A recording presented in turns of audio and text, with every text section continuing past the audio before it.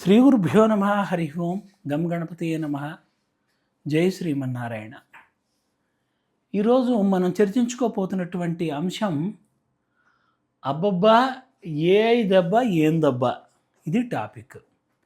అంటే artificial intelligence అనేటువంటిది ఏ రకంగా దెబ్బ కొట్టబోతుందో ఈరోజు మనం చూస్తున్నాం.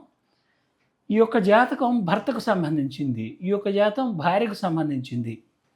ఇటీవల మరి భర్త గారు నన్ను ఫోన్ ద్వారా United states of America USA నుంచి సంప్రదించడం జరిగింది. అతని జాతకాన్ని మనం చూసినట్టయితే వృశ్చిక లగ్నంలో జన్మించారు. ప్రస్తుతం అతనికి బుధ దశలో కేతు అంతర్దశ అనేటువంటిది జరుగుతోంది. 27/2/2026 నుంచి జరుగుతోంది, అంటే ప్రారంభం అవుతుంది. బుధుడు వచ్చేసరికి రాహు నక్షత్రంలో ఉన్నాడు, దశాధిపతి స్వాతి నక్షత్రంలో ఉన్నాడు అనమాట. రాహు నక్షత్రంలో కేతువు కుజుడి నక్షత్రంలో ఉన్నాడు, అంటే మృగశీర్షలో ఈ కేతువు ఉన్నాడు. భావచక్రం ప్రకారం కూడా అష్టమ భావంలో ఉన్నాడు. ఈ కారణం చేత ఈ అబ్బాయికి వివాహ యోగ్యత లేదు. ఇతరత్రా కూడా మనం చూసుకున్నట్లయితే ఇతనికి సంతానం అనేటువంటి కూడా కలుగలేదు. వివాహం జరిగి ఒక 7-8 సంవత్సరాలు అవుతోంది. ఆ విషయంలో కూడా భార్యాభర్తల నడుమున మరి స్పర్ధలు ఉన్నాయి. విడాకులు అవుతాయి అబ్బాయికి. మళ్ళీ పెండ్లి అనేటువంటిది ఇప్పట్లో లేదు. ఇక ఈ అమ్మాయి విషయానికి వస్తే ఈమె ధనుర్లగ్నంలో పుట్టారు. ప్రస్తుతం ఈవిడికి రాహుదశలో కేతు అంతర్దశ అనేటువంటిది జరుగుతోంది. 2026 మార్చి 29 నుంచి, అంటే ఈ 2026 సంవత్సరం మార్చి 29 నుంచి అమ్మాయి గారికి రాహుల కేతు అంతర్దశ వస్తుంది.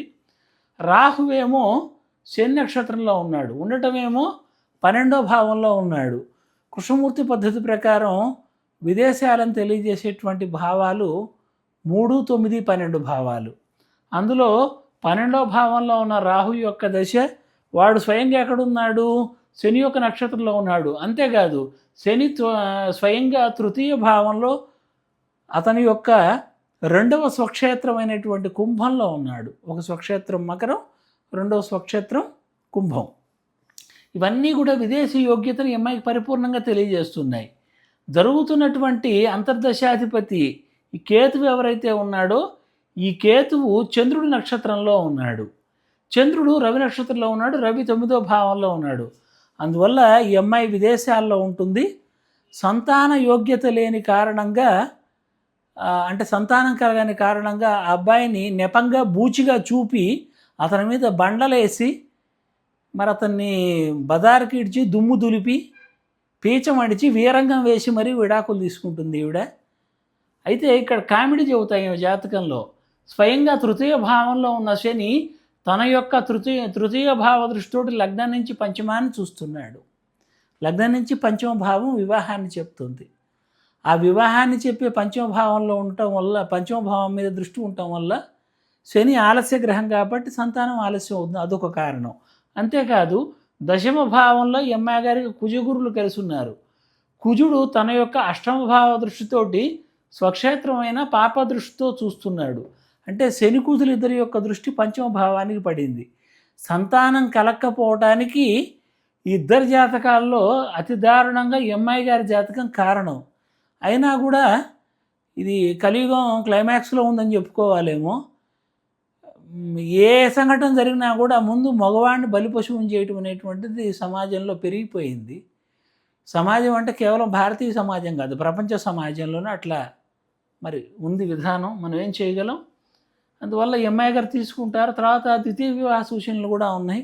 ఒక అద్భుతమైనటువంటి కుర్రవాడితోటి, చాలా ఇతనికంటే గొప్ప వ్యక్తితోటి, అందగాడు, వయసులో చిన్నవాడు, అన్ని రకాల అభివృద్ధి ఇచ్చేటువంటి వ్యక్తితోటి అమ్మాయి గారికి వివాహం కాబోతుంది. మీరు జాగ్రత్తగా గమనిస్తే ఈ ఇద్దరి జాతకాల్లో కేతు అంతర్దశ అనేటువంటిది జరుగుతోంది. ఈ విదేశాల్లో ఉంటూ కేతు అంతర్దశ జరుగుతున్న వారికి అనేక మందికి ఉద్యోగ భంగం కాబోతుంది. తగిన జాగ్రత్తలు తీసుకోమని చెప్పడం తప్ప చేయగలిగింది ఏమీ లేదు. విన్నందుకు ధన్యవాదాలు. మీ గుంటుపల్లి వెంకట సత్యసాయిరాం, హైదరాబాద్. మా యొక్క ఛానల్ని సబ్స్క్రైబ్ చేయండి, షేర్ చేయండి, లైక్ కొట్టండి.